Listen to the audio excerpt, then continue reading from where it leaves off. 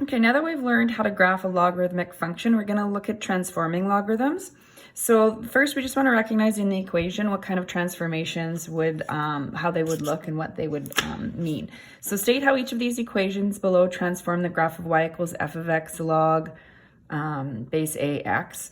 So for example, in the first one, if you've got in brackets here a +1, so if it's inside the brackets with the argument, that's going to be a horizontal shift. So if it's +1, this is going to be left 1. Remember, the signs always appear opposite because it's a minus. It would be x minus the h.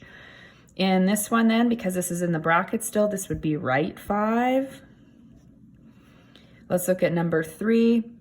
We have a 2 directly in front of the x. So if it's directly in front of the x, this is going to be a horizontal stretch of, so we want to say a horizontal stretch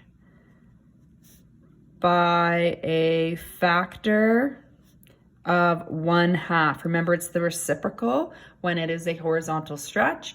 And then this is outside the brackets here. This is affecting the y value then. So then you would go up 3. Remember, you have to write the stretches and reflections, if there are reflections, first before you write the translations, which is the up, down, right, and left. So when you're describing functions, it must be in that order. Number 4, you have a vertical stretch by a factor of 4. So you have a vertical stretch by a factor of 4, and then this is -2, so then you would go and move the graph down 2. Number 5, this looks like it's a little bit backwards, so I am going to rewrite it with the x variable first so that you can see what it would look like there.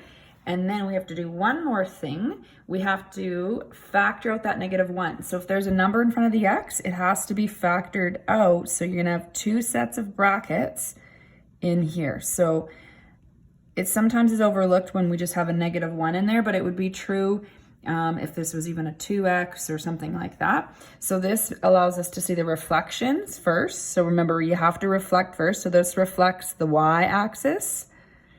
And then you would go, because it's affecting the x, right? And then you would go to the right one.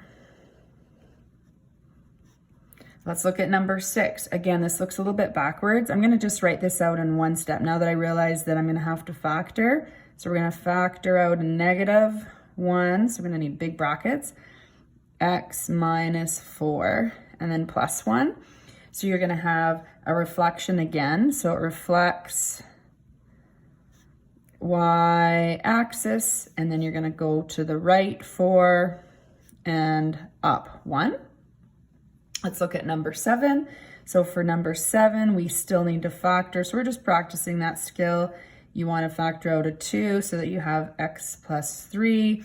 So now you have a horizontal stretch.